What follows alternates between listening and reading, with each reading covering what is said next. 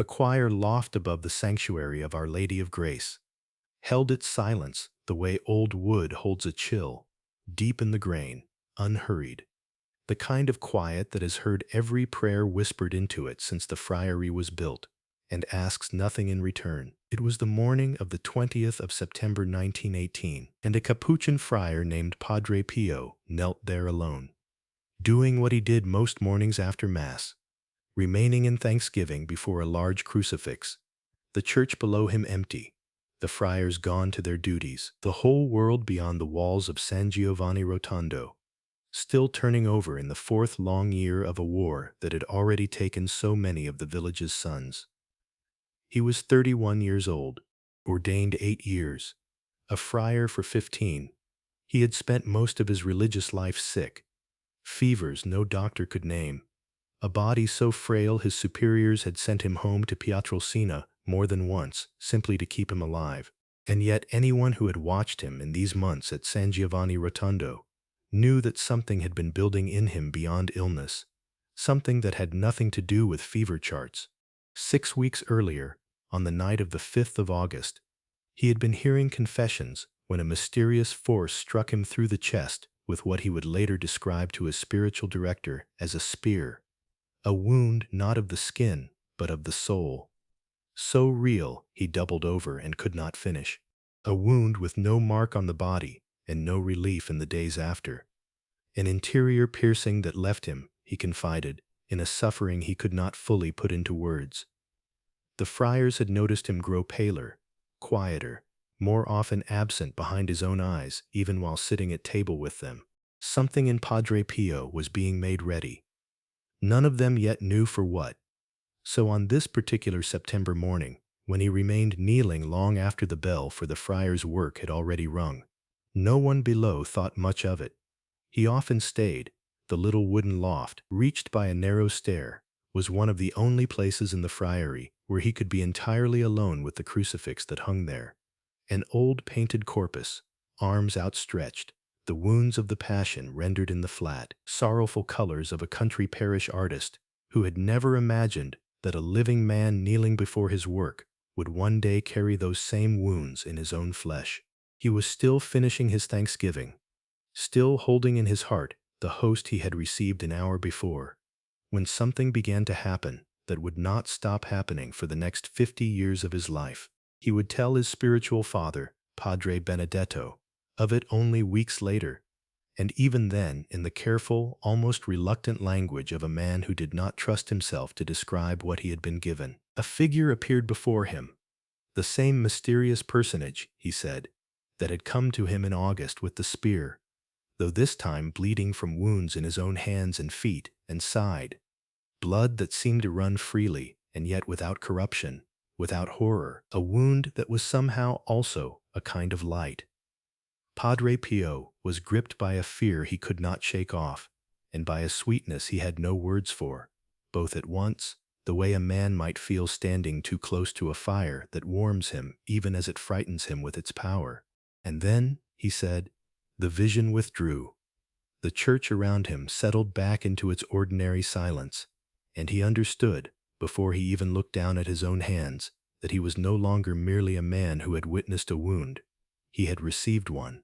Blood was already coming from the center of both palms, dark and unmistakable, welling from openings that had not been there an hour before. His feet, when he could bring himself to look, bore the same, and beneath his habit, along his left side, a wound opened that would ache and bleed for the rest of his earthly life, a wound in the exact place tradition holds the Roman soldier's lance found the side of Christ on Calvary. He had gone up the stairs to the choir loft, an ordinary friar, making his thanksgiving. He came down it marked, in his own flesh, with the 5 wounds of the Passion, the stigmata that the whole church would one day know him by, though on that morning he wanted nothing so much as for no one to see them at all. He was, by every account of those who knew him afterward, not a man seeking distinction. Francesco Forgione, the name given him at his baptism in Pietrelcina in 1887, the name his mother Giuseppa still used when she wrote to him, had entered the Capuchin novitiate at 15, with no ambition beyond hiding himself inside a life of prayer. He took the name Pio in honor of a local saint his family had always venerated, and from the day he was clothed in the brown habit, he had shown a horror of any attention drawn to himself. So when he descended from the choir loft that September morning, with blood soaking through the cloth wrapped hastily around his hands, his first instinct was concealment, not testimony. He tucked his hands into the wide sleeves of his habit. He kept his head down. He said as little as he could to the brothers he passed. Though a friary is a small world, and wounds like these do not stay hidden long inside it. Within days the other friars had seen enough. The makeshift bandages, the way he winced, setting his feet to the stone floor, the dark stain that would not wash from the fabric of his sleeves, that concealment became impossible. He was examined, first by his own superiors, and then, as word inevitably reached beyond the friary walls, by physicians summoned from outside who had no stake in the matter and no patience for anything but what their instruments could measure. What they found puzzled, and in some cases unsettled them. Open wounds on both palms and both feet, wounds that did not fester as ordinary wounds do, wounds from which fresh blood continued to flow for years without infection setting in, without the tissue around them behaving as damaged tissue should. Some who examined him searched for an explanation involving caustic chemicals, self-inflicted injury, anything that would restore the wounds to the ordinary world of causes and effects they were trained to trust. None of them found what they were looking for. The wounds simply were present, bleeding, and beyond the reach of the medicine of 1918 to explain away. Padre Pio himself wanted this least of all. In the letters he wrote in the weeks that followed to Padre Benedetto, the spiritual director in whom he had placed his whole confidence since his student years, he did not write as a man who had received a gift he wished to display. He wrote as a man in anguish, begging God, in his own words to his director, to take away the visible signs and leave him only the suffering underneath them, to let him bear the pain of Christ's passion, which he had already been given a taste of in August, without the marks that made that pain a public fact rather than a private cross. He had spent his whole religious life trying to disappear into obedience and prayer. Now his own body had made disappearing impossible.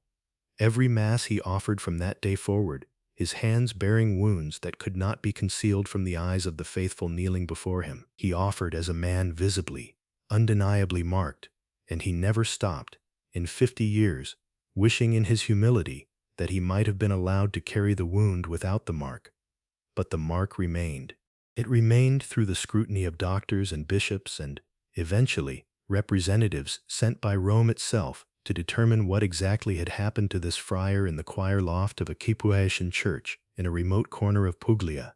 It remained through years in which some in the church hierarchy doubted him, restricted him, forbade him for a time even from publicly celebrating Mass or hearing confessions, treating the wounds with the caution the Church rightly extends to every claim of the extraordinary. And it remained, through all of that, exactly as it had appeared that September morning, open, bleeding, sometimes described by those close to him as giving off a fragrance unlike anything of this earth, a scent of violets and roses that would come to be known among his spiritual children as the odor of sanctity, a sign that whatever this wound was, it was not the wound of an ordinary sickness or an ordinary man. It is worth pausing here, before this book goes another step further into his life, to say plainly what the Church has always insisted the stigmata are not. They are not a curiosity, a strange medical footnote to an otherwise explicable biography. They are not, in the tradition that has grown up around this saint and that this book stands inside, merely evidence, proof offered to a skeptical world that something supernatural had visited San Giovanni Rotondo. They are, understood rightly, a vocation.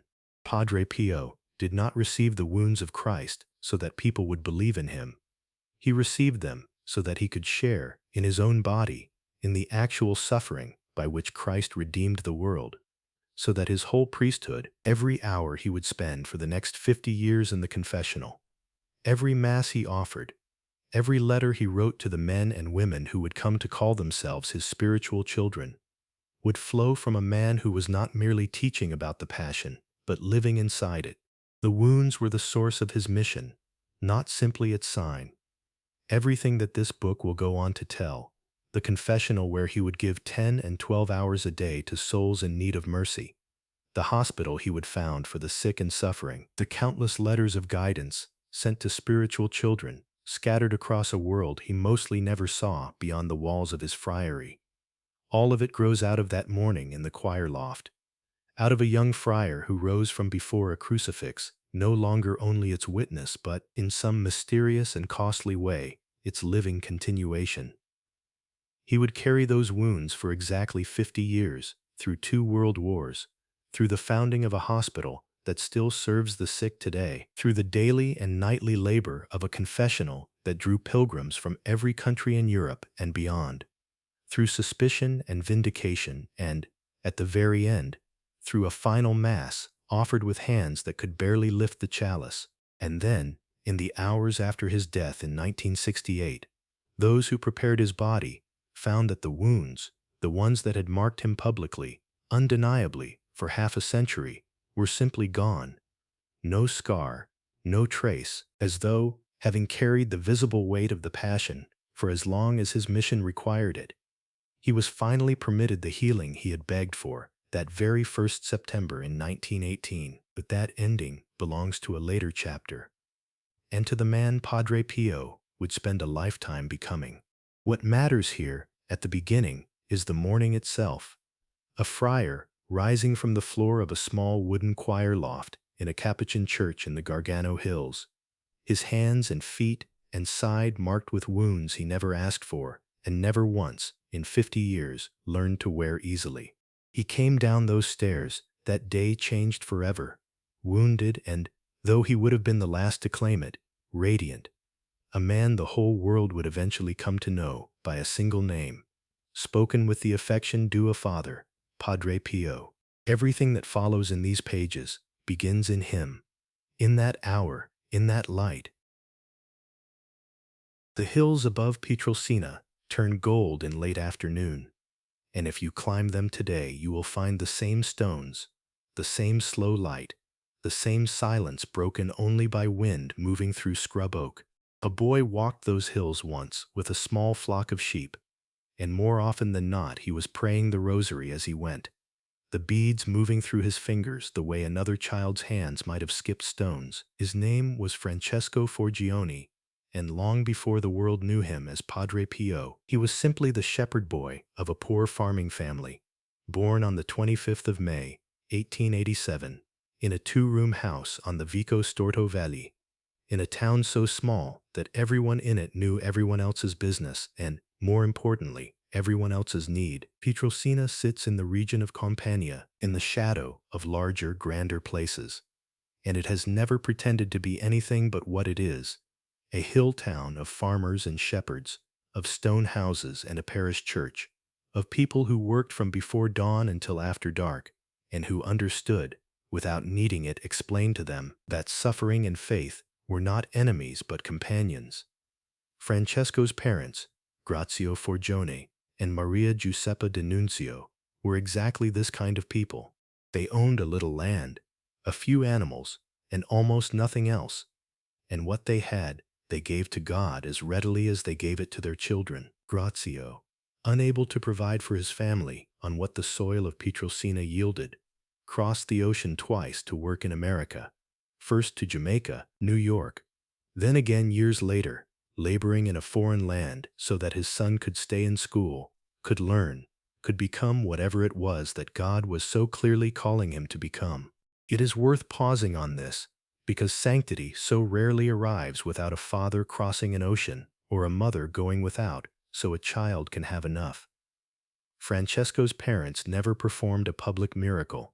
They performed something quieter and, in its way, no less holy. They sacrificed without complaint, for decades, for a son they somehow understood was not entirely their own.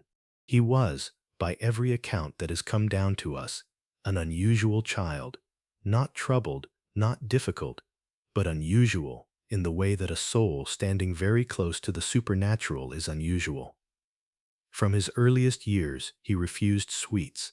He fasted on his own initiative, a small boy denying himself pleasures other children reached for without a second thought. He would not go to Mass once a day when he could go more often, and he was drawn, even before he had words sophisticated enough to explain it, to long stretches of silent prayer that left the adults around him uncertain whether to marvel or worry. And he spoke, easily and without embarrassment, of things other children did not see. He saw our Lord, he saw Our Lady, and he saw, too, the one who hates them both, the enemy who appeared to him in dreadful forms, even in these early years, tormenting a child who had done nothing to invite such attention, except to belong, unmistakably, to God. Francesco later told his spiritual directors about these visitations with the same plainness he might have used to describe a bad storm or a difficult harvest. This happened, he would say, and this too. He did not dramatize what he saw, and he did not doubt it. For him it was simply the furniture of his interior life, as real as the hills and the sheep and his mother's kitchen. Chief among these companions, and the gentlest of them, was his guardian angel. Francesco spoke of him not as a devotional abstraction, but as someone present, someone who walked with him through the hills as surely as any earthly companion might have, someone he could turn to and ask questions of when the difficulties of a poor and unlettered boy's world became too much for him to puzzle through alone. In later years he would tell those close to him that his angel had, on more than one occasion, helped him understand things beyond his schooling, had, in effect, tutored him when his teachers could not. Whether the neighbors of Pietrelcina grasped the depth of what was happening in this particular boy, we cannot say for certain. But something in Francesco set him apart even to the ordinary eye. He was known in the town as a serious child, a praying child, a child old people trusted with reverence they might not have extended to one so young. Picture him, then, in the hills above the town, not a mystic in a painting, robed and haloed, but a barefoot boy in rough clothes, moving sheep along a stony path, the same boy who would one day bear the wounds of Christ in his own flesh and draw pilgrims from every continent to a small town in Puglia. There is something almost unbearably tender in that image, once you know what is coming. He did not know it yet, not in its fullness, but he was already being formed for it, quietly, the way a riverbed is shaped by water, long before anyone thinks to call it a river. The turn came, as it so often does in the lives of the saints, through something that looked at the time like nothing more than an ordinary visit. A young Capuchin friar named Fra Camillo passed through Pietrelcina one day, collecting alms for his friary, as the Capuchins did in towns throughout the region, walking from door to door in his rough brown habit and sandals, his cord knotted at the waist, his beard marking him as a man who had given up the vanities of the world. Francesco was perhaps 10 or 11 years old when he saw this friar, and something in the sight of him lodged permanently in the boy's imagination. He went home and told his parents, with the simple certainty children sometimes have about the largest decisions of their lives, that he wanted to be a friar, and specifically, he said, a friar with a beard, like the one who had come collecting alms. His parents did not laugh this off, though they might have been forgiven for thinking it a passing fancy, the kind of thing boys say and forget within a season. Instead, they took it seriously, because they had already come to understand that their son's inclinations toward God were not the ordinary inclinations of childhood piety that fade with adolescence. Grazio inquired about what would be required. Some education, certainly, since the Capuchins expected their novices to have at least the rudiments of Latin, and when it became clear that the local schooling would not be sufficient, he did what he had already shown himself willing to do. He went again to America to earn the money for private tutoring so that his son could be properly prepared for the life he had chosen at an age when most children have chosen nothing at all. Francesco studied under a local priest, struggled at times the way any boy from a poor and unlettered family might struggle with Latin declensions and formal instruction, but pressed forward because the goal in front of him was not an abstraction. It was a brown habit, a rope belt, a beard, a life given entirely to God after the pattern of Saint Francis of Assisi. The poor man of Assisi whose radical love of Christ and Christ's poor had shaped an order that, 7 centuries later, was still drawing men out of ordinary towns and into the extraordinary. There was never, in all the record that survives of these years, any indication that Francesco wavered in this desire once it had taken hold. Other boys his age were beginning to think about trades, about the girls of the town, about the modest futures available to a farmer's son in a hill town in Campania. Francesco was thinking about a monastery gate. He was 15 years old when the day finally came. On the 6th of January, 1903, the feast of the Epiphany, Francesco Forgione presented himself at the Capuchin novitiate in Morcone, a town not far from Pietrelcina, to begin the life he had wanted since he was a boy watching a bearded friar go door to door for alms. We do not have a transcript of what passed through his mind that morning. No letter in which he set down his feelings as he walked through the gate for the last time as a layman. But we do not need one, because the shape of the moment tells us enough. Here was a boy who had spent his childhood talking with his guardian angel in the hills, fasting when other children feasted, praying when other children played, and drawn from his earliest years to a mystery larger than his family's small stone house could contain. And now that mystery was, at last, opening its door to him. Inside the novitiate, he set aside the clothes of the world. Plain as they were still the clothes of Pietrelcina, of Grazio's fields and Maria Giuseppa's kitchen, of the only life he had known, and put on the brown habit of the Capuchin friars. With that habit came a new name, chosen in honor of Saint Pius, whose relics were venerated in the parish church of his hometown. Fra Pio of Pietrelcina. Francesco Forgione, the shepherd boy, was gone in the sense that the world uses that word.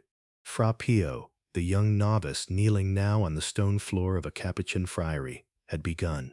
It was, by every measure available to us, a quiet morning, no vision recorded, no extraordinary sign, nothing that separated it in outward appearance from the reception of any other novice into any other Capuchin house that year. And this, perhaps, is exactly as it should be, because the deepest yeses in a life of faith so rarely announce themselves with fireworks.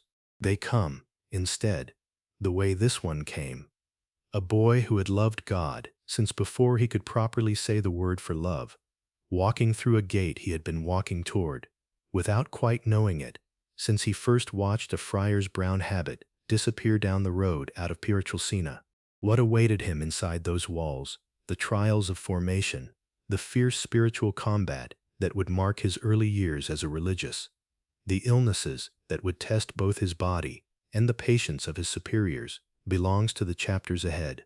For now it is enough to hold this image close, a shepherd boy from the hills of Pietrelcina, formed by poverty and prayer and the company of an angel no one else could see, stepping across a threshold he had chosen with his whole heart. Everything that would come after, the wounds, the confessional, the hospital built from nothing, the millions of spiritual children scattered across the world who would one day carry his prayer card in their wallets and whisper his name at their bedsides. Everything traces back to this one unremarkable, unrepeatable morning when a boy who spoke easily of angels said yes to the only life he had ever truly wanted. The road to Morcone climbs through beech woods that in January stand bare and black against a pewter sky, and it was up this road in the cold first weeks of 1903 that 15-year-old Francesco Forgione walked to become someone else. He carried almost nothing, a small bundle, a rosary, the blessing of a mother who had wept and then composed herself, because Giuseppa Forgione had raised her son for exactly this and would not now stand in God's way. At the door of the Capuchin friary he was received, and within the hour the boy who had spent nights praying in a cave above Pietrelcina, who had begged his parents for years to let him go, ceased for all practical purposes to exist. In his place stood Fra Pio, a new habit of coarse brown wool, a rope cincture knotted at the waist, a name chosen in honor of the sainted Pope Pius V, and a tonsure shorn into hair that had until that morning been simply a boy's. He wept when they cut it, not from vanity, those who knew him insisted, but because the scissors made plain what his heart already understood. There was no road back. Francesco Forgione had wanted this since childhood, had wanted it with a single-mindedness that unsettled even his devout parents, and now that it was accomplished, he discovered what every novice eventually discovers, that wanting a vocation and living inside one are two different labors entirely, and the second is by far the harder. The Capuchin novitiate at Morcona was built for discipline, not comfort. The friars rose in darkness for the divine office, ate sparingly, worked with their hands, and gave the daylight hours over to prayer, study, and a silence broken only when charity or obedience required speech. It was, by design, a life meant to strip away everything decorative in a soul and leave only what could stand before God unadorned. Fra Pio entered it with a hunger that startled his novice master, Fra Tommaso de Montefalco. He fasted beyond what the rule required, until he had to be corrected. He knelt in prayer for hours past the appointed time. He treated every small penance, the coarse habit, the plain food, the cold cell, not as hardship to be endured, but as a gift he had been pleading with God to receive since he was a small boy watching his father plow the fields of Piana Romana. Fra Tommaso, a wise and patient man, recognized in this eager novice something rare, and something that would need tempering rather than crushing. He did not yet know how much tempering the Lord himself had already prepared, for within months of his arrival at Morcona, Fra Pio's body began to fail him in ways that defied every explanation the friary infirmarian and later the physicians of Naples could offer. He could not keep food down, fevers rose, without apparent cause, and burned for days before breaking.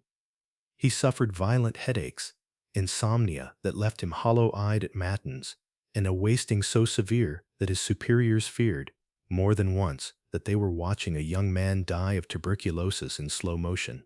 Doctors examined him and found no lesions on his lungs, no infection the instruments of the day could name. He was, by every clinical measure available in 1903, a mystery, a young man whose body seemed determined to reject the very vocation his soul had chosen with such fierce, uncomplicated love. The illness was cruel enough on its own terms. What made it a true trial of formation was what came with it in the dark.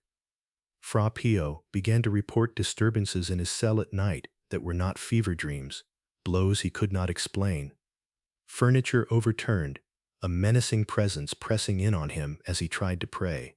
His spiritual directors, cautious men trained to distinguish true mystical phenomena from delusion or nervous exhaustion, listened to these accounts with the sober seriousness the Capuchin tradition has always given to the reality of spiritual combat.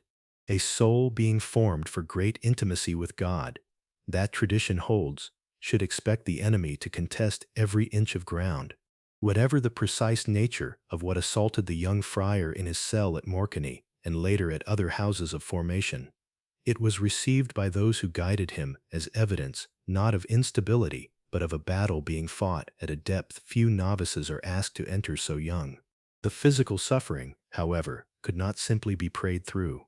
It required, his superiors judged, a change of air, the phrase used again and again in the letters and records of these years, as though the hills of Pietrelcina held some medicinal property the Sannio hills around Morcone lacked.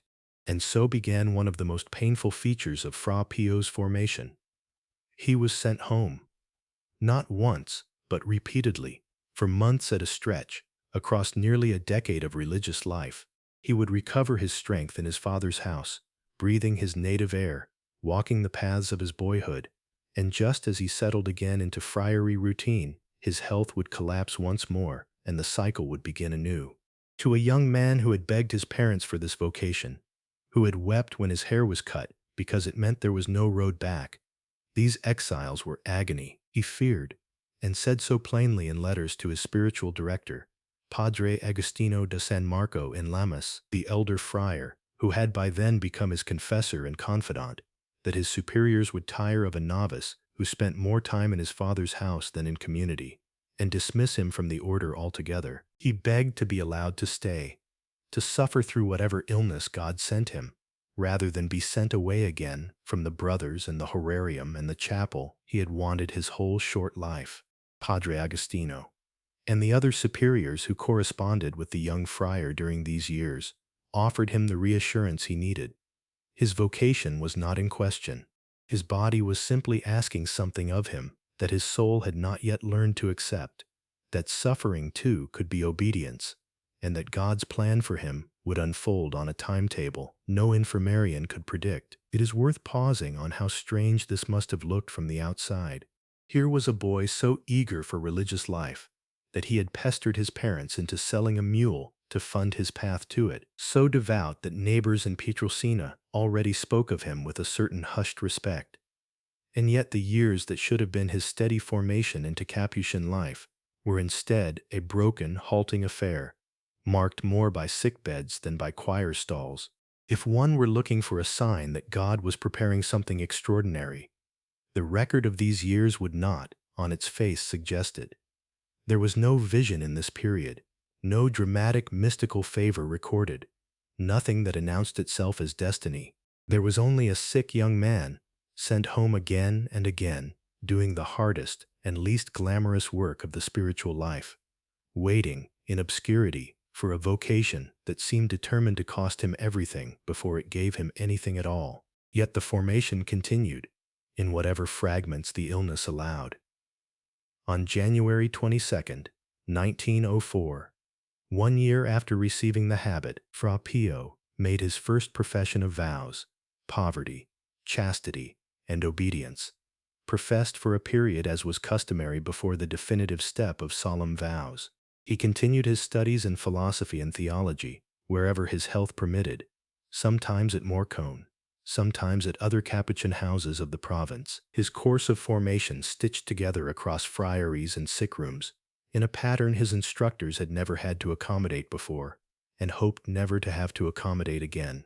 He was, by every account of those who taught and directed him in these years, an obedient and devout religious, quick to correction, careful in his prayer, without the restlessness or ambition that sometimes troubles young men in formation.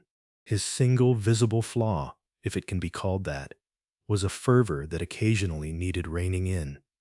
His directors worried more that he would injure himself through excessive penance than that he would fall short of the rule. By May 27, 1907, Fra Pio was ready to make his profession permanent. He knelt before his superiors and pronounced solemn vows, the binding, lifelong commitment that in the Capuchin tradition marks a friar as fully and irrevocably given to the order, and, through it, to Christ. There was no undoing this step, no provisional period left to run, whatever came next, and neither Fra Pio nor anyone praying with him in the chapel that day could have guessed what was coming.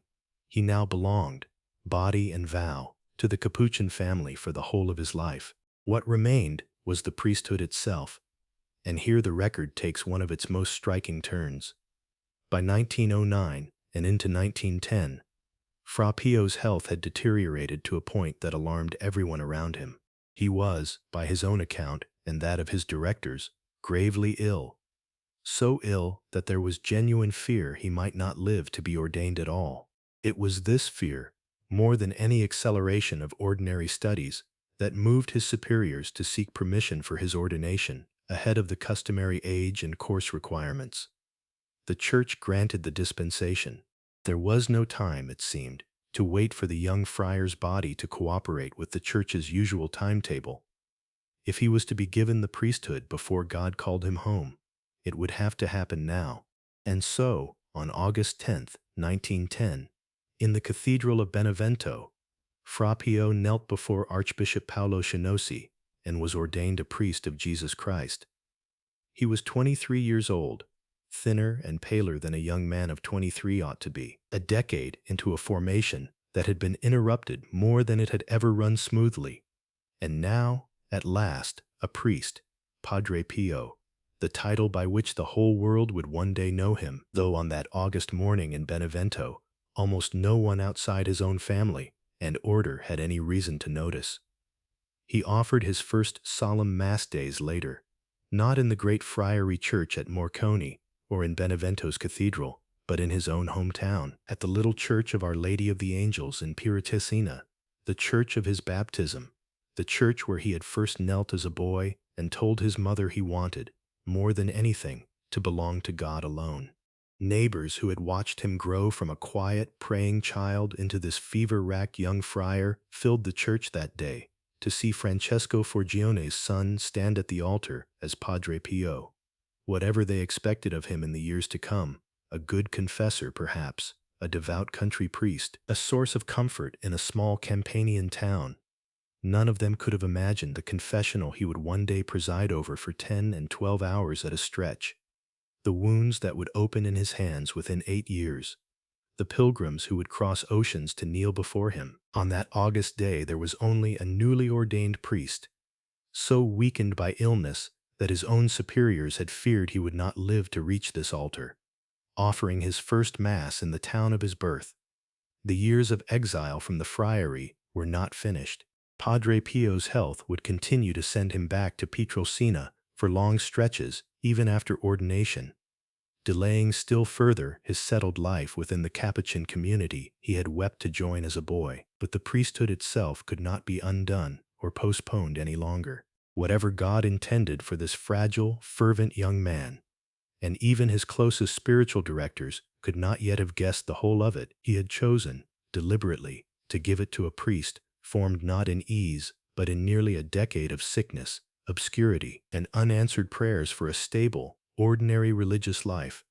It was, in hindsight, exactly the kind of preparation the tradition of the saints has always recognized. The making of a soul strong enough to carry what was coming, forged in a furnace no one around him could see. Dr. Luigi Romanelli climbed the narrow stairs of Our Lady of Grace within days of that September morning in 1918, summoned by the friary's guardian, who did not know what else to do with a young priest who was bleeding and would not stop. Romanelli was the parish physician of San Giovanni Rotondo, a man used to fevers and broken bones. Not this. He unwrapped the cloth from Padre Pio's hands and found wounds that made no medical sense. Round, clean-edged, penetrating front to back, weeping blood that never crusted into the black scab. A natural wound forms within hours. He came back the next week. The wounds looked exactly the same. He came back a month later. Still the same. Neither healing, nor worsening, nor infected. A physiological impossibility sustained, apparently, by nothing but grace. Romanelli would examine those wounds, on and off for years, and never once find an explanation that satisfied him as a doctor. He simply recorded what he saw and signed his name to it. He was not the last physician to climb those stairs. Word of the wounds could not stay contained in the hill towns of the Gargano for long, and the Capuchin order, cautious by temperament and doubly cautious now, aware of what a false claim of the stigmata could do to a young community's credibility, brought in men with no stake in the outcome. In 1919, Dr. Amico Bignami, a pathologist of some renown, and by his own account, no particular sympathy for mystical claims, examined Padre Pio at length. He looked for scarring consistent with self-inflicted wounds, for evidence of chemical burning, for any sign that silver nitrate or a blade had done what only the hand of God, by every measure available to medicine, seemed to have done instead. He found nothing to support a natural cause.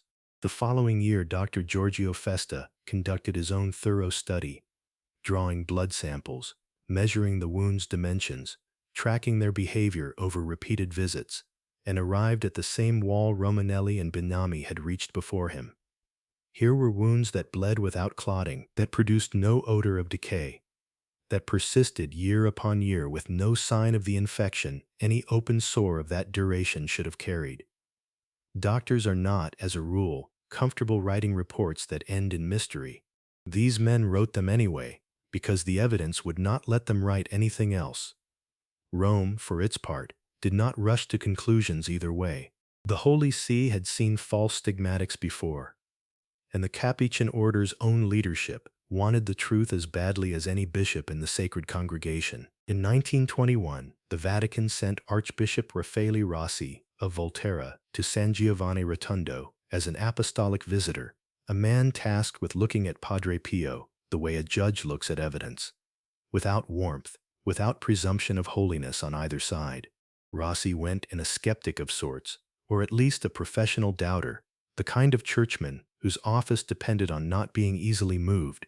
He left, by every account that has come down through the friars who knew him, a devoted son of Padre Pio, and would remain one for the rest of his life, later rising to the rank of cardinal without ever softening his conviction that what he had witnessed in that friary was real. The investigations did not stop with Rossi. Across the decades that followed, one commission after another, one physician after another, took the same climb up the same stairs and found, each time, the same wounds behaving in the same way no wound in the history of medicine had ever been recorded to behave. What none of those clinical reports could quite capture on paper was the fragrance. Visitors to the confessional, penitents kneeling in the crowded church, friars passing Padre Pio in the corridor, again and again, across 50 years, people spoke of a scent that had no earthly source: violets, roses, sometimes a whole garden's worth of flowers where there were no flowers to be found, no candles burning, no perfume in use. It clung to the bandages that dressed his wounds. It lingered on letters he had touched, on rosaries he had blessed, in rooms he had only recently left. Spiritual children scattered across Italy and, later, across oceans, would write to say that in a moment of crisis or grief they had suddenly caught the same unaccountable sweetness in the air, and had understood it, without needing to be told, as Padre Pio's answer to a prayer offered from a great distance. The Church has long called this the odor of sanctity, a fragrance that has attended a number of her saints, and in Padre Pio's case it was reported so widely, by so many independent witnesses, over so many years, that it became one more thread in the larger fabric of evidence. Not proof in the way a laboratory produces proof, but testimony, offered freely and repeated constantly, of a holiness that announced itself even to the senses. Padre Pio wanted none of the attention this drew. From nearly the first week he begged his superiors to keep the matter quiet, understanding with a clarity that must have cost him something that a wonder like this, made public, would turn him into a spectacle rather than a priest. He was overruled, gently and then firmly, by superiors who recognized that a mystery of this size could not be kept in a drawer forever. But he never stopped trying to hide what he could. He took to wearing fingerless mitts, brown wool in winter, and lighter fabric in the heat of summer, sewn by the Capuchin tertiaries who cared for him, so that the wounds in his palms would not be visible to the pilgrims who crowded to kiss his hand. He flinched, the friars remembered, from being stared at, and grew short-tempered, one of the very few subjects that could shorten that famously patient temper with anyone who treated the wounds as a curiosity rather than what they were. A cross he had been given to carry, not a sign he had been given to display. He once said he wished God had sent him the suffering without the visible marks, so that he might have carried Christ's passion in secret, the way he believed a soul truly configured to the crucified should want to. The wounds themselves he accepted, because obedience required it of him.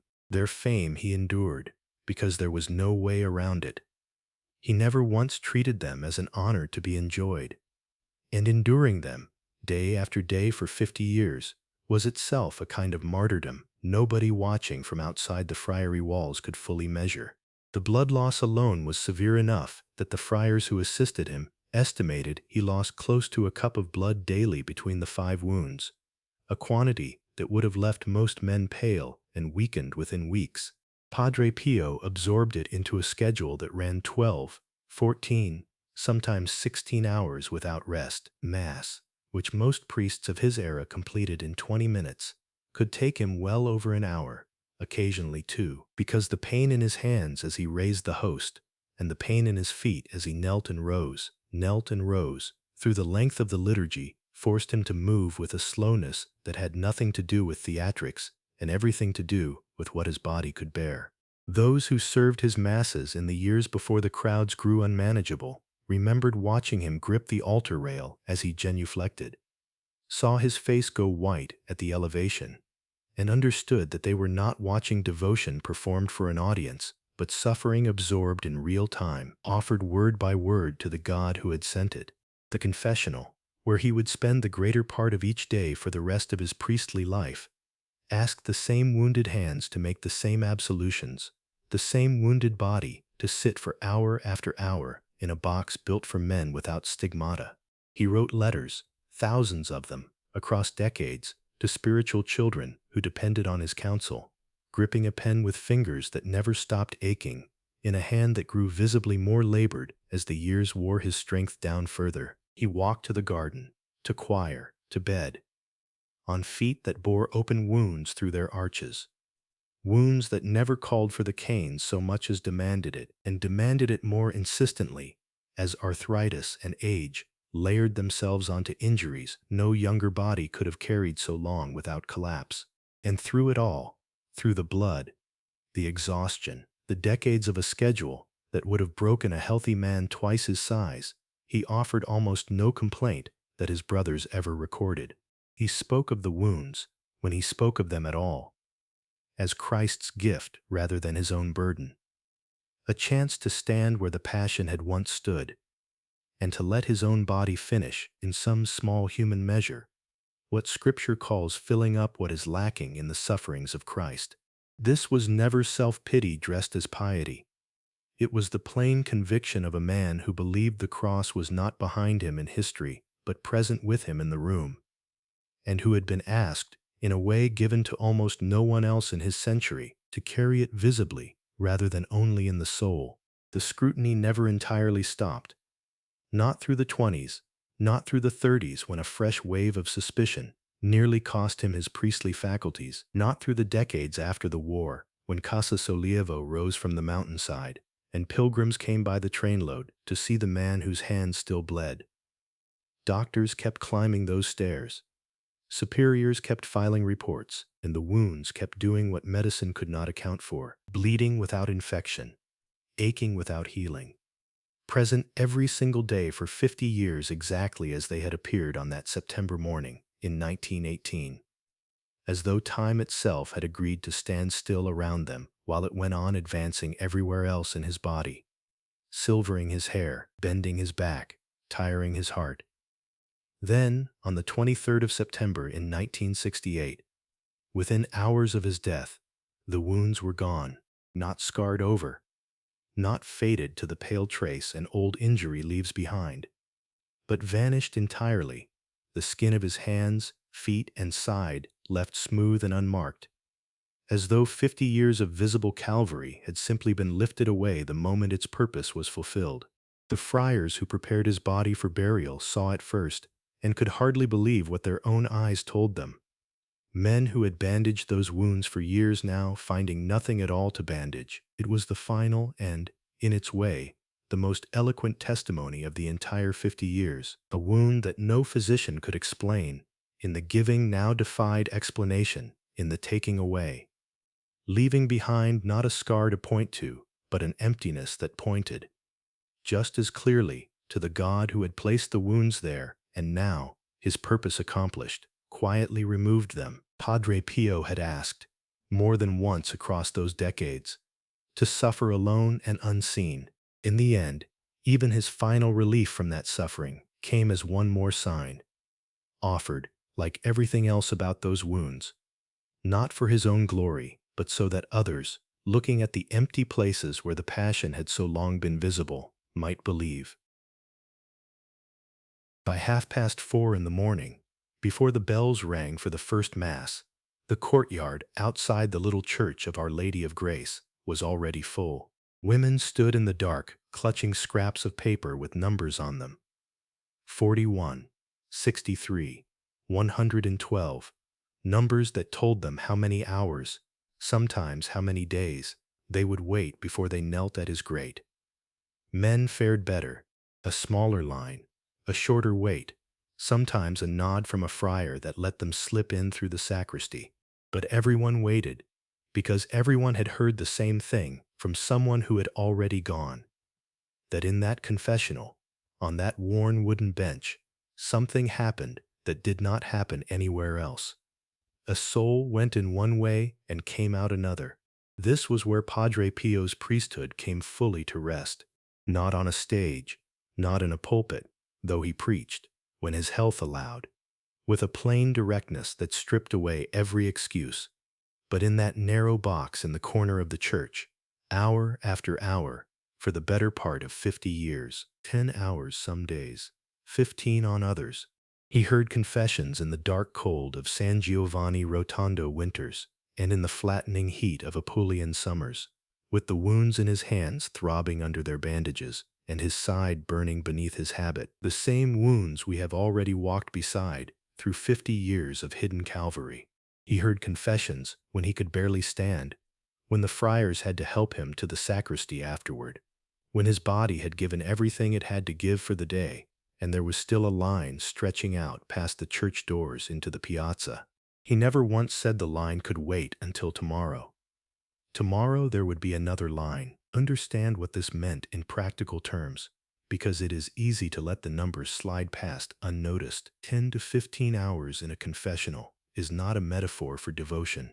It is a physical fact, a body sitting in one position, listening, absolving, weeping with people he had never met and would in some cases never see again, doing this the way another man might work a shift at a forge or a field, except that this labor left no visible harvest, only souls carried back from wherever they had wandered. Priests who visited San Giovanni Rotondo and watched him work, sometimes, said they could not have managed 2 hours of it without exhaustion flattening them. He did this daily, for decades, on top of Mass, on top of the wounds, on top of a body that friars who bathed and dressed him said was failing by inches even in his healthier years. If the stigmata was the wound of Christ borne in his flesh, the confessional was the labor of Christ poured out through his hands.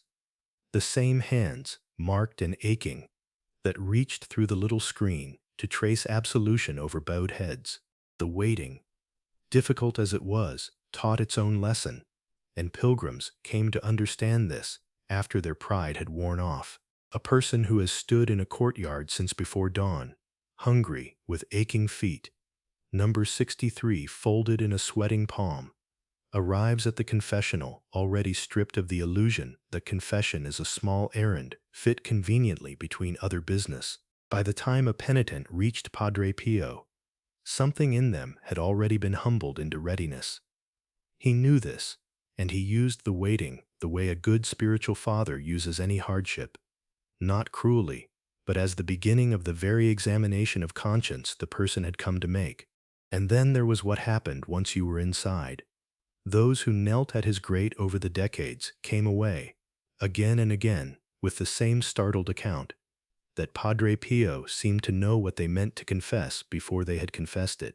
A woman would begin a sentence, and he would finish its truth for her, naming the sin she had planned to soften or leave unsaid. A man who had rehearsed on the long walk from Foggia, arranging his words into the most forgivable order, would open his mouth and hear the Padre gently, or not so gently, correct the account, naming the thing left out, the year it happened, sometimes the very words the man had used to himself in his own conscience the night before.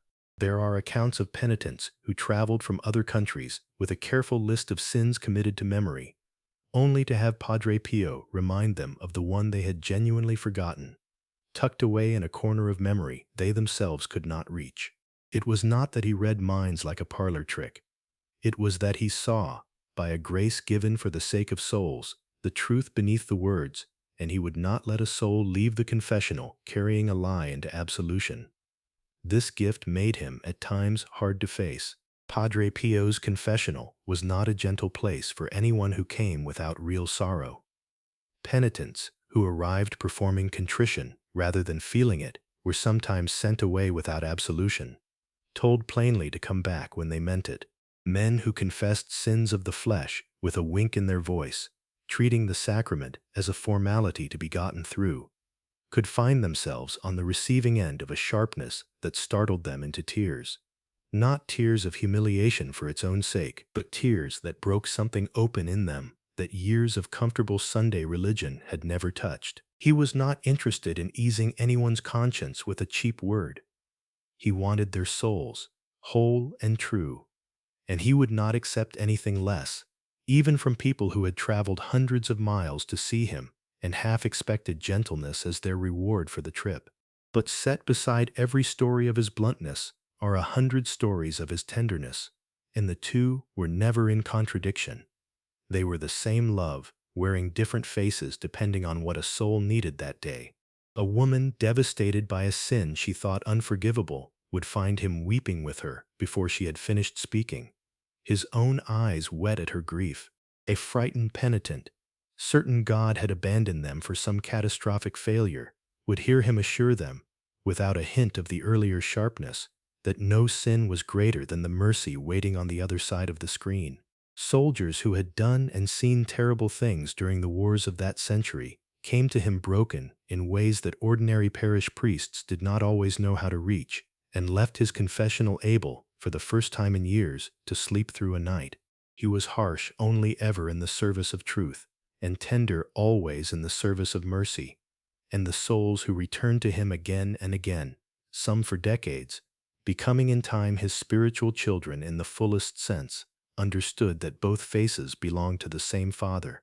It is worth pausing on that word again, because his confessional was not, for most of his penitents, a single dramatic encounter.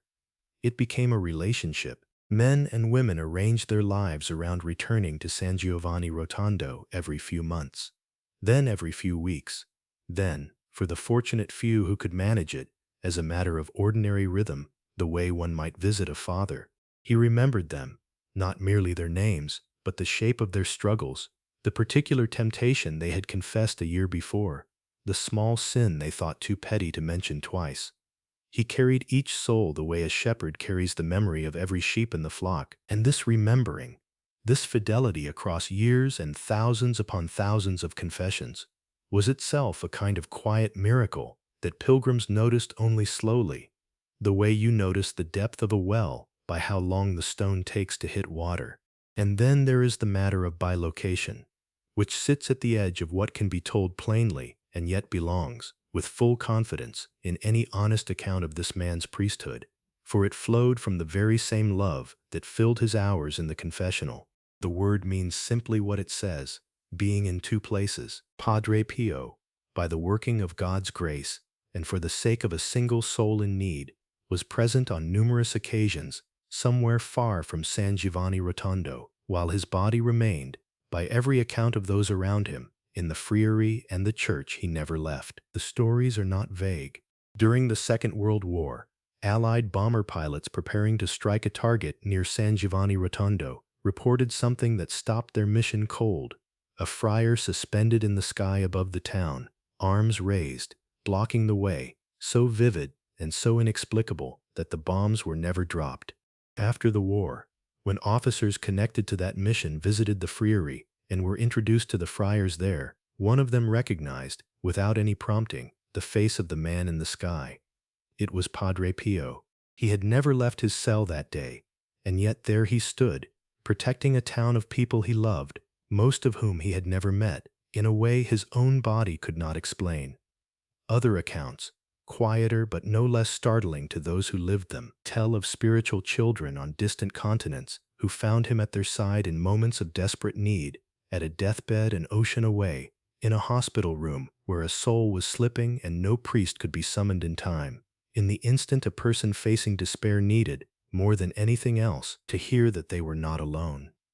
He would appear only long enough to do what was needed, a word, a blessing, a hand laid briefly on a fevered brow, and then he would be gone, leaving behind a fragrance of violets or roses, that odor of sanctity that so often marked his hidden presence, as though heaven had left a calling card to confirm that what had happened was real and not a trick of grief or exhaustion.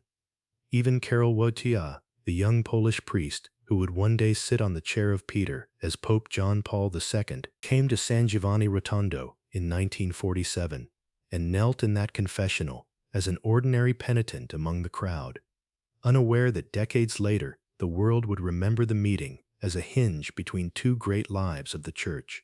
What passed between them in that confessional belongs, as all confessions do, to the silence of the sacrament. but that a future pope once waited his turn in that courtyard like anyone else, number in hand, is itself a kind of testimony to what everyone already sensed, that something was happening in that small church that the whole church eventually would need to reckon with. It would be a mistake to treat bilocation as the headline of Padre Pio's priesthood, a strange power collected alongside the wounds and the fragrance as proof of sanctity. He never spoke of it as an achievement, and when pressed by superiors to explain it, he answered with the same puzzled humility he brought to every question about his own gifts, as though he, too, did not fully understand how such a thing could be, only that God had allowed it for a soul's sake, and that was explanation enough. The bilocation was never the point. The point was always the soul on the other end of it, the dying woman, the frightened airman, the child in danger, because that is what his entire priesthood bent toward, in the confessional and out of it. One soul at a time, however far, however hidden, however long the wait to reach them. That is finally what the courtyard of numbered tickets and long hours was teaching everyone who stood in it, whether they had words for it yet or not. The wounds in his hands were the price. The confessional was the labor. And whether a soul reached him by waiting from before dawn in the Apulian cold, or by some grace none of us can fully explain finding him already present at a bedside continents away, the answer was always the same patient love, given without rationing for as long as his body could bear to give it. The mail sacks came by the dozen, and some of them were addressed with nothing more than a name and a country. Padre Pio, Italy. No street, no number, sometimes no town. And still the letters found him, because by the 1950s the postal clerks of southern Italy had learned what half the world already knew. There was only one Padre Pio, and everyone understood where he lived. Friars carried the sacks up from the post office in San Giovanni Rotondo on foot, in wheelbarrows, in the back of whatever cart or car happened to be heading toward the friary that morning. Inside were letters in Italian, French, Spanish, Portuguese, English, Polish, German, the handwriting of farmers' wives and factory workers, of soldiers writing from barracks, of widows writing at kitchen tables by lamplight, of teenagers who had heard a rumor about a priest in the mountains who bore the wounds of Christ and wanted, more than anything, someone to tell them it was true.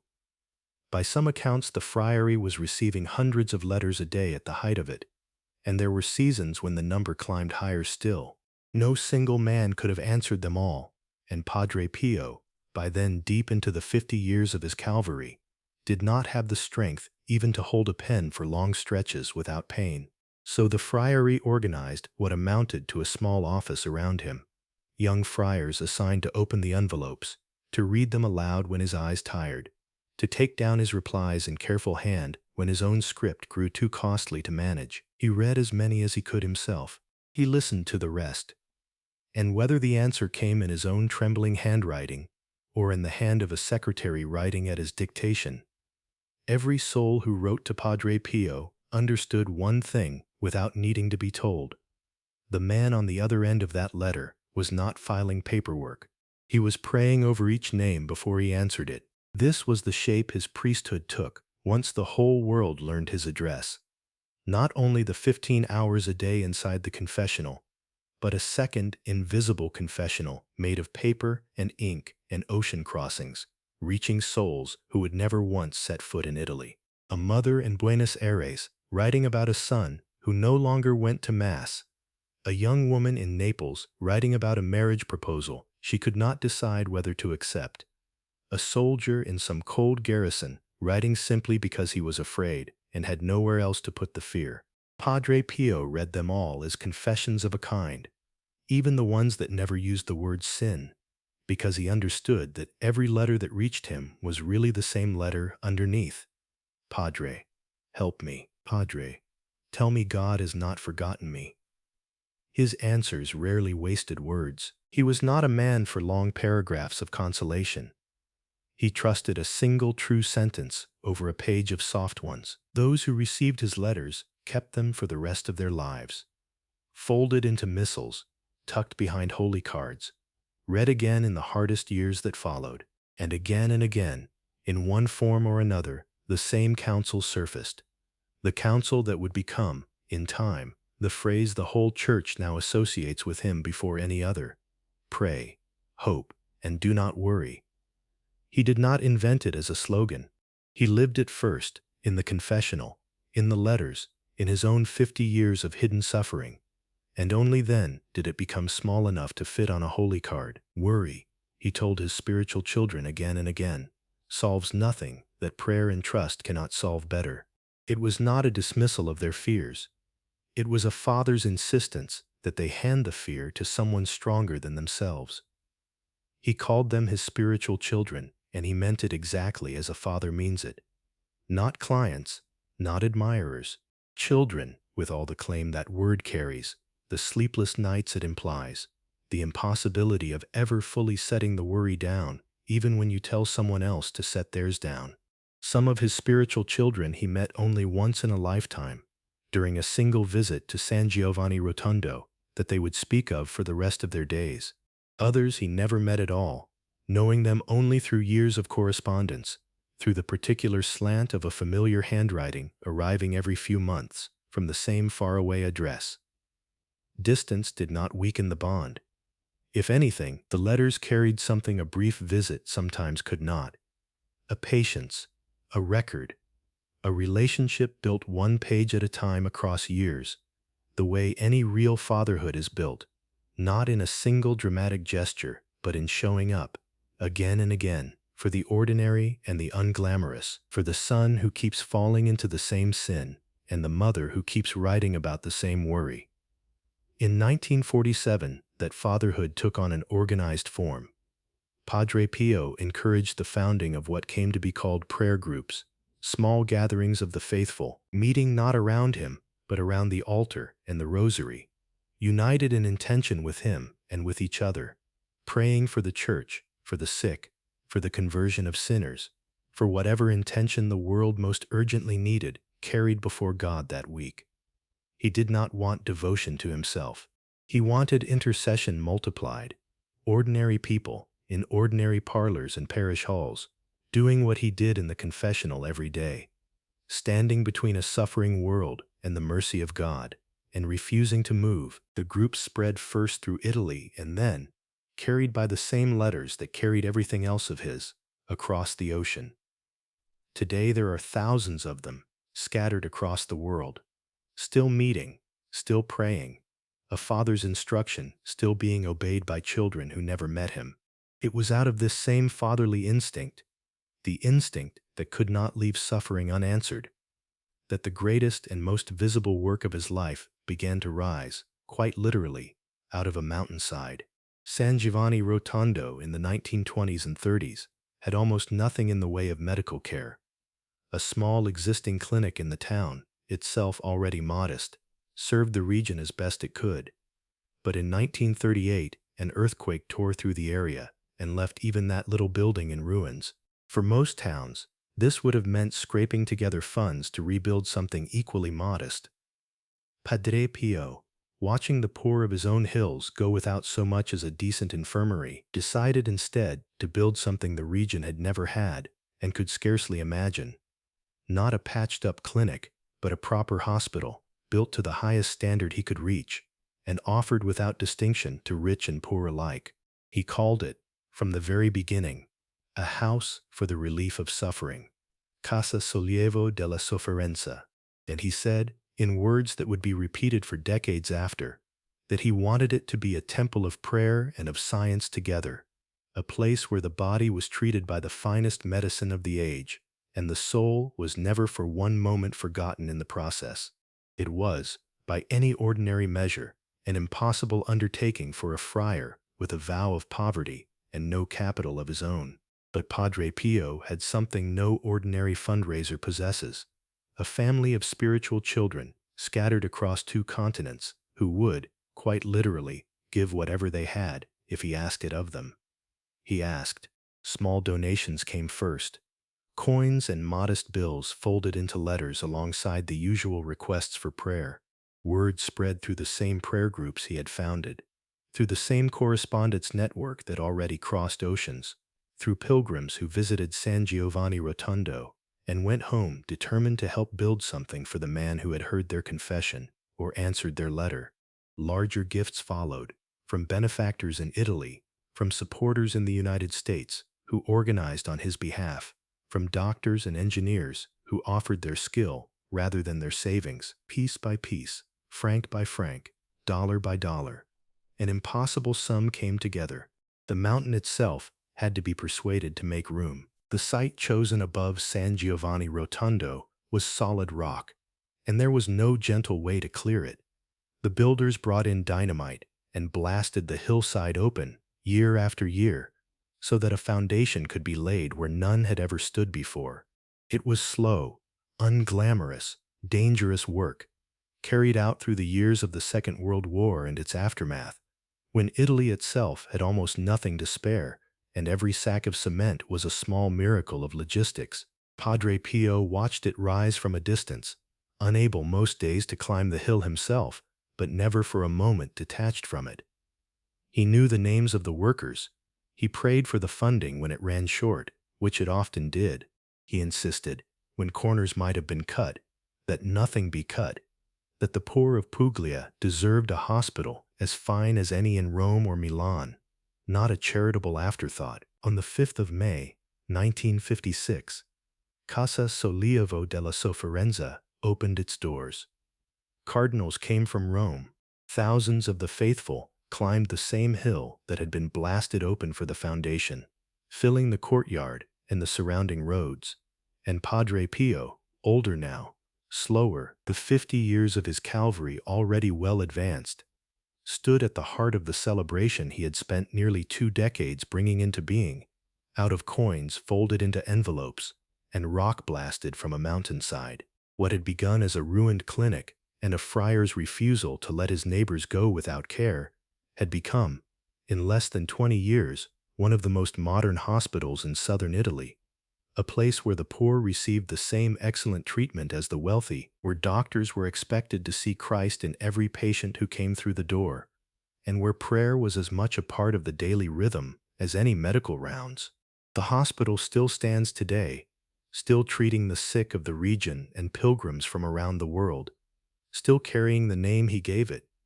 It is, in its way, the clearest proof of what his fatherhood actually was, not sentiment, not merely warm letters and comforting phrases, but love willing to be spent, to organize, to fundraise across oceans and blast through solid rock, so that suffering flesh as well as suffering souls might find relief.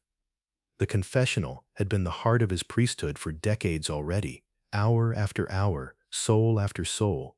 Casa Sollievo della Sofferenza was that same heart made visible in stone and glass and hospital beds, proof that when Padre Pio called the world's faithful his children, he meant to provide for them exactly as any father would, with whatever he had, for as long as he was given breath to do it. The letter came from Rome in 1923, and it took away nearly everything but the wounds themselves. Padre Pio was forbidden to answer his mail. He was forbidden to show himself in public beyond the walls of the friary. He was told, in effect, that the world would have to stop watching him, because Rome itself was not yet certain what it was watching.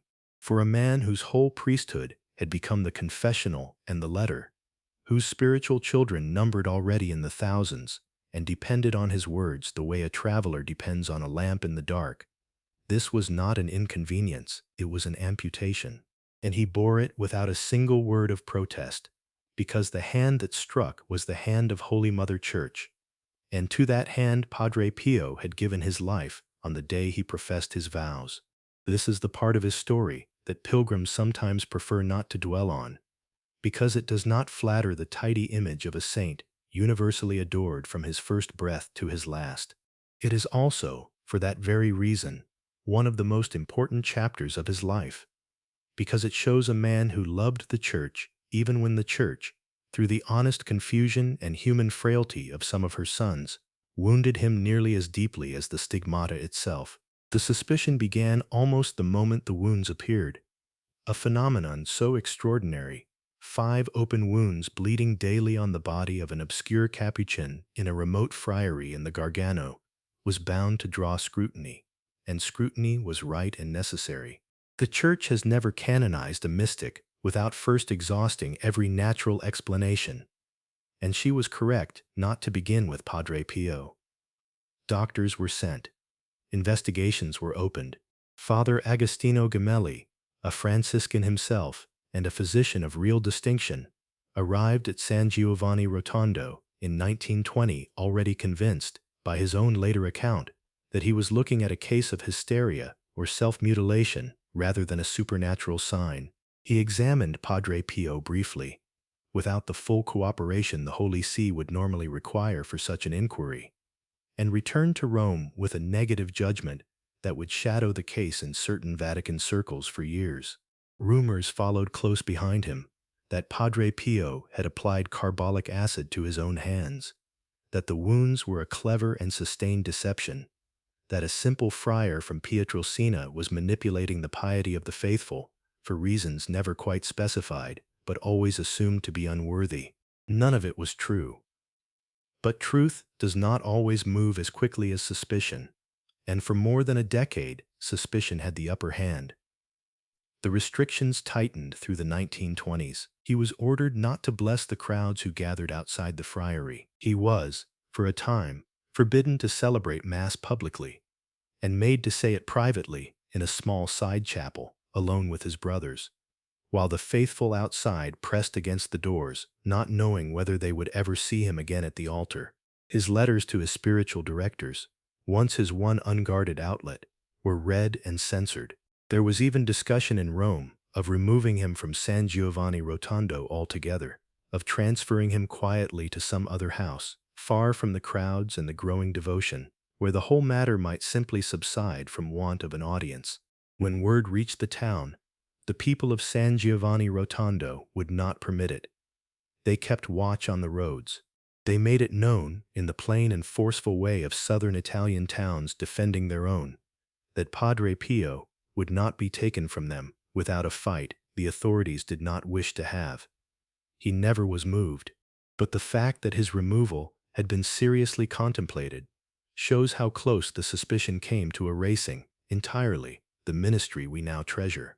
What did Padre Pio do, in these years, with the accusation of fraud hanging over him, and half his priesthood suspended by order of the very church he had given his whole life to serve? He obeyed. That is the whole of it, and it is enough to break the heart of anyone who loves him. He did not write angry letters to Rome. He did not organize his supporters to protest on his behalf, though many wished to and some tried. He did not so much as complain to his spiritual director beyond the honest admission, in a handful of letters, that the darkness of this trial pressed on him as heavily as any suffering he had known, heavier, in some ways, than the physical agony of the wounds, because this was a wound to his obedience, to the very thing his whole religious life had been built upon. He had knelt at his profession and promised obedience unto death. Now obedience asked him to be silent while strangers called him a fraud, and he kept the promise. There is a letter from these years in which he confided that he felt himself abandoned, misunderstood even by those he had trusted, and yet in the same breath he affirmed that he would do exactly as he was told, because Christ himself had been silent before his accusers, and a Capuchin friar could ask for no better company. This is the register in which Padre Pio met every one of his ecclesiastical trials, from the first restrictions of the 1920s to the last inquiries of his old age. Not as a man defending his reputation, but as a man configuring his own suffering to the passion he already carried in his flesh. The stigmata had made him a living icon of Christ crucified. It should not surprise us, though it should certainly grieve us, that his interior life came to include a share in Christ's own experience of betrayal, accused falsely, judged by those who should have known him, and answering not a word. The restrictions eased gradually across the 1930s as fairer investigations replaced the hurried ones, as Pope Pius XI came to view the case with greater sympathy, and as the sheer, undeniable fruit of Padre Pio's confessional, the conversions, The return of the lapsed, the transformation of hardened sinners into devout communicants, became too substantial to dismiss as the product of a fraud. By the time of Pope Pius XII, Padre Pio had come to be spoken of in Rome, not as a suspect, but as a treasure of the Italian Church, and pilgrims arrived by the trainload with the full, if unofficial, blessing of the Holy See. It seemed, for a season, that the cross of suspicion had been set down for good. It had not. In 1960, a new wave of scrutiny arrived, this time under circumstances that would have tested a lesser man's patience beyond bearing. An apostolic visitator, Monsignor Carlo Maccari, was dispatched to San Giovanni Rotondo to investigate fresh allegations, some concerning the handling of donations that poured into the friary and the hospital, some far uglier, touching on Padre Pio's relationships with certain of his female spiritual children, allegations that history and the Church's own later judgment would show to be baseless, born of jealousy, misunderstanding, and in some cases outright malice among a small circle around him. Microphones were hidden in the confessional itself, the very room where for 40 years Padre Pio had done nothing but pour out mercy on the souls who knelt before him, recording his private words to penitents without his knowledge, in the hope of catching some impropriety in his speech. None was found. What the recordings captured, when they were later reviewed, was a priest speaking to sinners exactly as he always had, with tenderness, with firmness where firmness was needed, and always pointing them back toward the mercy of God. Restrictions followed again nonetheless. His faculties for hearing the confessions of women were limited for a time. His movements were watched. The suspicion of these years cut perhaps even deeper than the suspicion of the 1920s, because now it came bundled with insinuations against his very purity of heart, the one thing about Padre Pio that even his harshest early critics had rarely dared to question. To be doubted as a mystic is one kind of trial. To be doubted as a man, in the most intimate register of his priesthood, is another, and it is the second that asks the most of a soul's humility. He met it exactly as he had met the first trial, 40 years before. He did not defend himself in public. He continued to hear confessions, within whatever limits obedience placed on him, for as many hours as his failing body would allow. He continued to write to his spiritual children with the same warmth as ever, never once using his letters to settle a score or name an enemy. Those closest to him in these years testify that his one visible sorrow was not for his own reputation, but for the scandal such accusations might cause among the simple faithful who trusted him, that some soul, hearing whispers against Padre Pio, might lose confidence not in a friar, but in the mercy of God that friar had spent his whole life proclaiming. That was the wound that troubled him. His own name he had long since surrendered.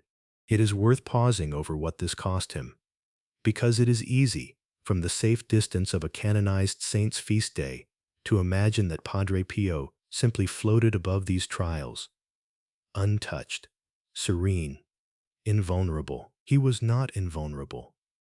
He wept over these years. He confided real anguish to the handful of men he still trusted completely. The stigmata had already asked his body to carry Christ's passion for 5 decades. The accusations asked his heart to carry something almost as hard, the experience of Christ before Caiaphas, condemned by the very institution he had come to save, silent because silence was the only answer worthy of the love he bore it. Padre Pio did not choose this second cross. It was laid on him by confusion and by the ordinary human weakness of men who should have trusted him and did not. But he picked it up, as he had picked up every other cross of his life, and he carried it without letting it curdle into bitterness. That is the singular grace this chapter exists to honor. Many souls, wrongly accused, wrongly restricted, wrongly doubted by the very authorities they had given their lives to obey, come away from such trials hardened, quietly convinced, ever after, that institutions cannot be trusted, that obedience is a fool's bargain. Padre Pio came away from every one of his trials more submissive to the Church, not less. He never once suggested to his spiritual children that Rome had wronged him. He never once used the pulpit of his own suffering to diminish anyone else's confidence in the hierarchy. When at last, in the years before his death, the restrictions lifted for good and the full flood of the Church's favor returned to him, he received the change the same way he had received the trial, with gratitude, not vindication. He was not a man keeping score. It fell to Pope Paul VI, some years after Padre Pio's death, to speak plainly of what so many in Rome had once doubted, affirming publicly the good this friar had done, the multitudes he had drawn back to the sacraments, the extraordinary patience with which he had borne investigation after investigation, without ever raising his voice against those who conducted them. The record was set right, as the truth about the saints always eventually is. But Padre Pio himself never waited for that vindication to love the Church he served. He loved her while she doubted him. He obeyed her while she restricted him. He forgave, without being asked and without announcement, the individual men whose suspicion had cost him so dearly, and he went on hearing confessions, blessing pilgrims, and writing to his spiritual children as though none of it had happened. Because in the economy of the cross, none of it needed to be avenged. It only needed to be carried. This is the cross the pilgrim rarely pictures when she pins his image to her wall or slips his card into her missal. Not the wounds alone, but the decades of doubt heaped on top of them by his own household of faith, and yet it is, perhaps, the truest measure of his sanctity. The stigmata were given to him. He did not choose them, but the patience with which he met false accusation, the silence with which he absorbed suspicion, the love he refused to withhold from the very men who doubted him, that was chosen, daily, for the better part of 50 years. It is a harder miracle than bleeding hands. It may be the one his spiritual children need most to imitate. By September of 1968, the friars of Our Lady of Grace had stopped pretending. Padre Pio was dying. He was 81 years old, and 50 years of bearing the stigmata in his body had worn him to something thin and translucent. A man held together, it seemed, by will and by love and by not much else. His breathing labored. His legs, swollen and weak, could barely carry him the length of the corridor from his cell to the church.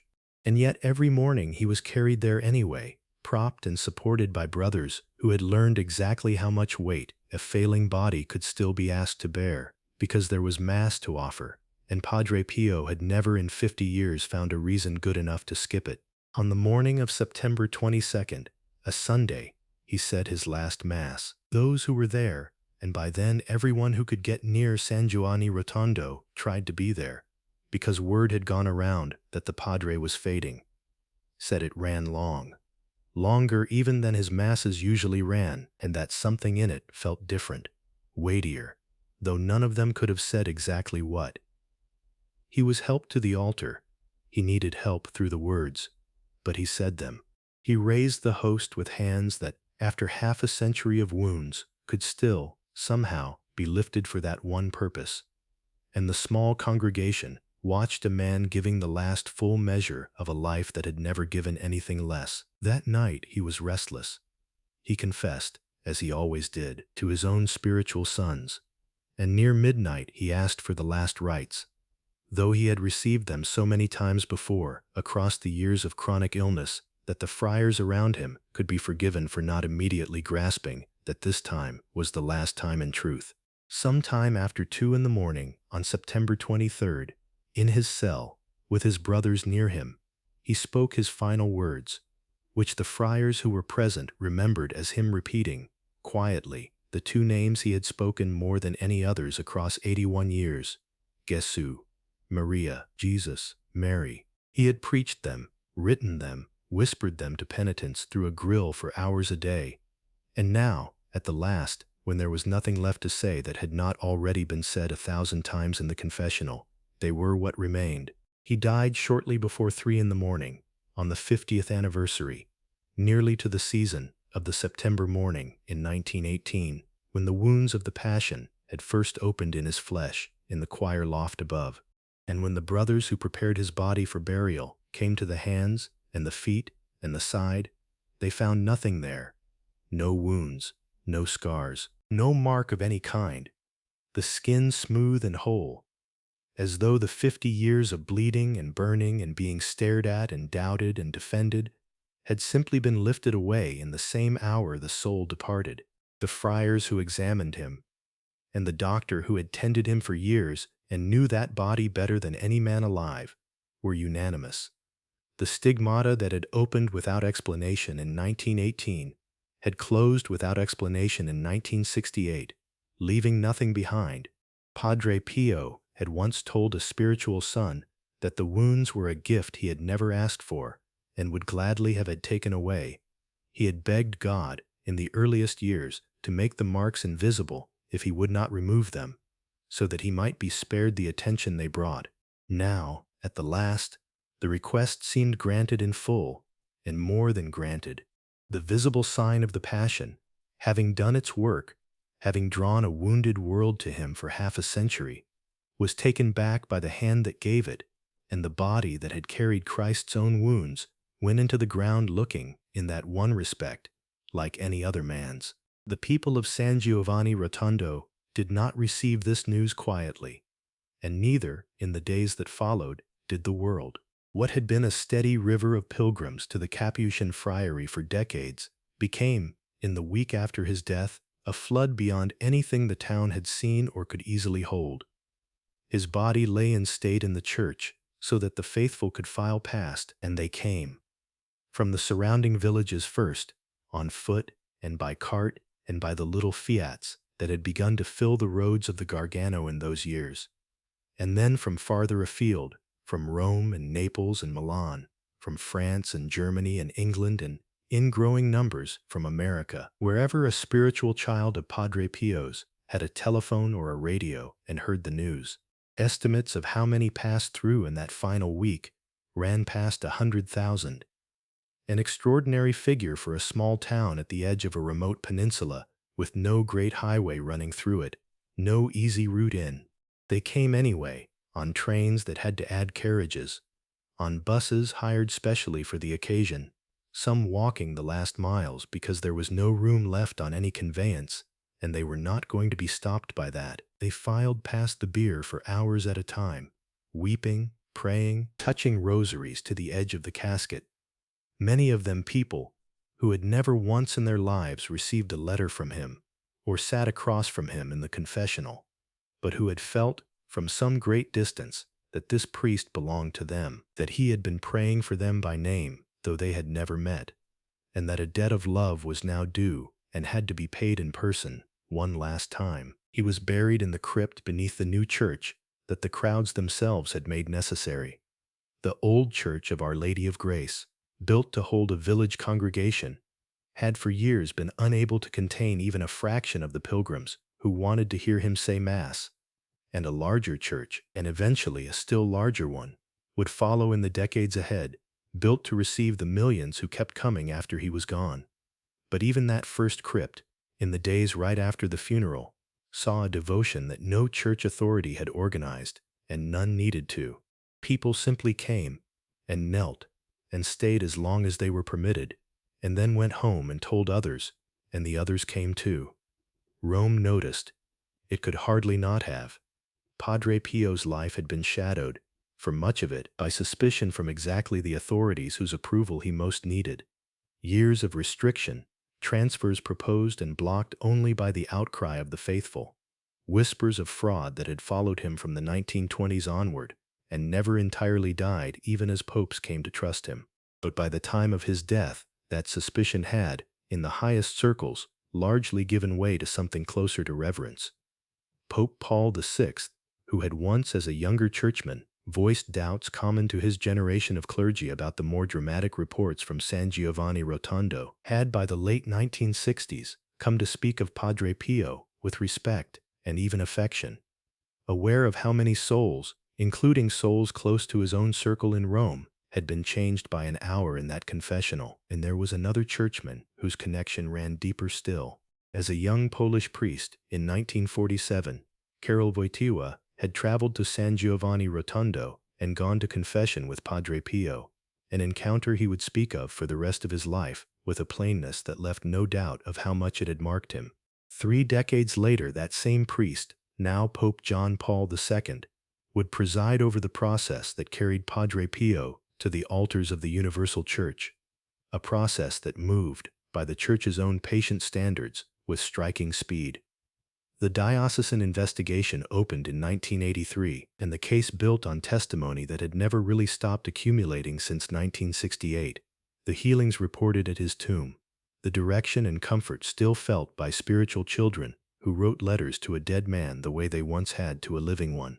The steady, unmanufactured devotion of ordinary Catholics who had never needed to be told Padre Pio was holy because they had already decided so, decades before. In a confessional line at 3 in the morning, Pope John Paul II beatified him on May 2, 1999, before a crowd in St. Peter's Square that by some counts numbered in the hundreds of thousands, drawn from every part of Italy and every part of the world where a Padre Pio prayer group had ever met in someone's parlor. 3 years later, on June 16, 2002, the same Pope declared him a saint of the Universal Church, and the crowd that filled St. Peter's Square that day was larger still. Some estimates put it near 300,000, one of the largest gatherings Rome had seen for any canonization in living memory. A great sea of people who had traveled to stand in a square in a foreign city because a Capuchin friar from a hill town in the Gargano had once, in their grandmother's memory, or their own, heard their confession and told them God still loved them. 34 years from death to canonization is fast, by the Church's careful measure of these things. Some causes take a century, some longer, some never conclude at all. Padre Pio's did not need the usual span of decades to let devotion prove itself, because the devotion had never actually paused to prove itself. It had simply continued, unbroken, from the moment the wounds first appeared in 1918, straight through to the moment his body was laid in the crypt in 1968, and on into the years afterward, the same river running the whole distance without ever narrowing to a trickle. The Church, in canonizing him so readily, was not creating a devotion. It was recognizing one that the people of God had already built, brick by brick, letter by letter, confession by confession, across most of a century. And when the day came to distill what Padre Pio had actually been trying to tell everyone, across 50 years of letters and confessions and whispered counsel, one phrase kept surfacing above all the others because he himself had reached for it again and again. When a spiritual son or daughter came to him frightened, or grieving, or simply worn down by the ordinary weight of being alive. Prega, spera, e non ti preoccupare. Pray, hope, and do not worry.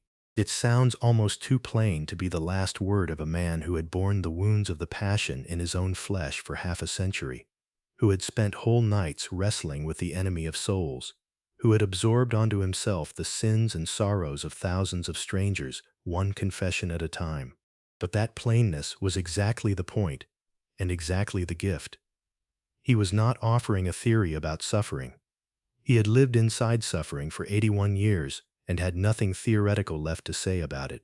He was offering the fruit of having lived it, a short, sturdy handhold for anyone standing where he had so often stood, at the edge of fear, wondering whether God had forgotten them. Pray, because the conversation with God is never actually closed, no matter how dark the cell or long the night. Hope, because the wounds do close, in the end, and what looked permanent is not the last word. And do not worry, not because there is nothing to fear, but because worry changes nothing that trust in God cannot change better. It was the whole of Padre Pio's life, folded down into 9 words, small enough to fit on a holy card, and carried, since 1968, in the pockets and missals and worn wallets of more people than he ever met in the confessional while he lived. The last thing most pilgrims do at San Giovanni Rotondo, before the bus pulls away or the long drive home begins, is walk back through the door of the old church one more time.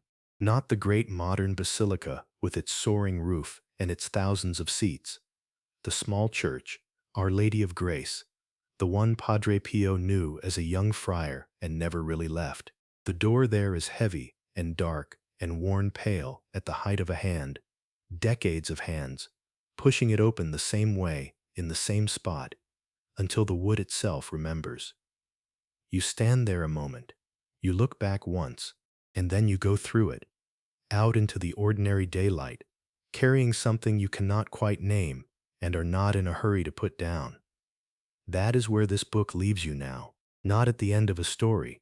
Padre Pio's story does not end, not for those who ask his help still, not for the sick who lie in the wards of Casa Sollievo della Sofferenza this very night, but at a door. You have walked through 8 rooms of his life.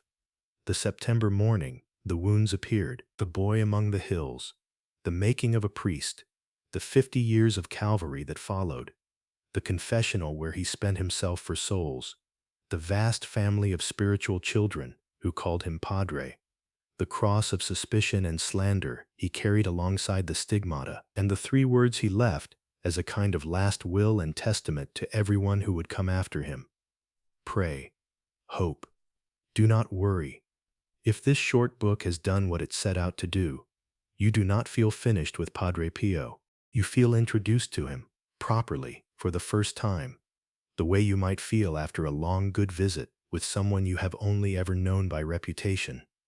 Someone whose photograph has hung in your kitchen or ridden in your wallet for years without your ever hearing him speak in his own voice. That voice is where the fuller life waits for you, and it comes in 3 volumes, each one a room this portrait could only open the door to and glance inside. The first is called The Boy Who Saw Angels. It is the volume of hidden years, the ones that made the man before the world ever knew his name. This portrait gave you Francesco Forgione, the boy of Pietrelcina, in a handful of pages. Barefoot, watching his father's sheep, kneeling too long at the little church of Sant'Anna until his mother had to come and pry him loose from prayer. The full volume slows down and stays there. It walks you through a childhood soaked in the supernatural, the way other childhoods are soaked in ordinary weather. A boy who spoke of his guardian angel, the way another child speaks of a favorite cousin, who wrestled temptations that came to him in visible, terrible form, long before he had the words of theology to explain what was happening to him, who grew up in a household where the rosary was said every night without exception, and where poverty was simply the water everyone swam in. It follows him into the Capuchin habit at Morcone, a boy of 15 given the name Fra Pio, and a brown robe 2 sizes too large for him. It sits with him through the illnesses that nearly ended his vocation before it properly began, the fevers, the collapses, the years his superiors sent him back to his mother's house to recover strength his body did not seem able to keep, while his soul, unmistakably, kept growing regardless. It brings you to his ordination in 1910, a young man barely into his 20s, lying prostrate on the floor of the cathedral at Benevento, and it holds you through the quiet, largely unrecorded decade that followed. A young priest, often ill, often alone, praying through nights no one else witnessed, being formed in a silence and a solitude that God was clearly using for something none of his brothers yet suspected. If you have ever wondered how a boy from a hill town with no money and no education beyond the parish school came to bear, one September morning, the wounds of Christ crucified, the answer is not a mystery that arrives out of nowhere. It is the fruit of everything the boy who saw angels shows you. Formation, in the deepest Franciscan sense.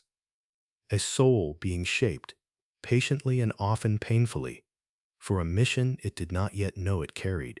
The second volume is The Wounds That Healed the World, and it is the widest of the 3, because it holds both the stigmata in full and the ministry that flowed from them for half a century. This portrait gave you the morning of the 20th of September 1918 in outline. The choir loft, the crucifix, the cry.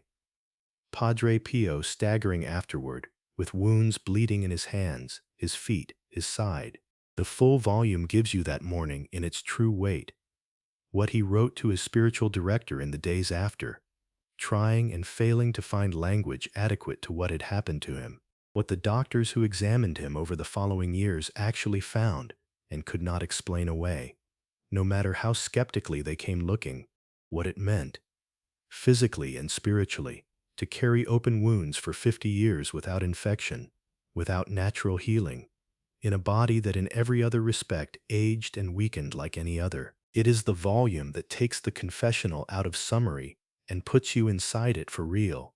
The 10, 12, 15 hours a day, the years-long waiting lists, the penitents who traveled from other countries and slept in the town's few beds or in their cars, simply for the chance of 5 minutes across the screen from him. It shows you the gifts that grew up around him like vines around a trellis.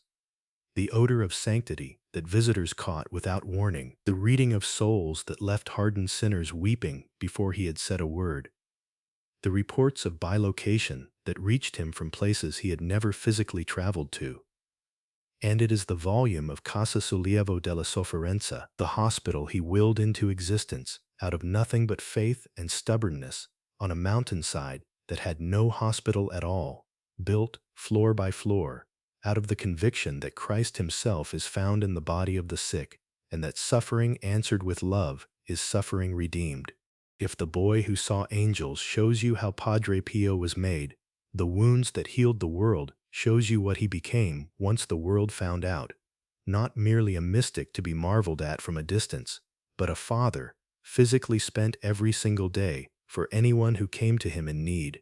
The third volume, Pray, Hope, and Do Not Worry, carries you into his final years and beyond them, into everything that has happened since. It holds the slow, visible decline of a man whose body had been carrying wounds and expending itself without rest for 50 years. The wheelchair, the labored breathing, the masses that grew longer and more difficult even as his devotion to them never dimmed. It holds the night of the 22nd of September 1968, and the morning after, when the wounds that had marked him publicly for half a century were simply gone.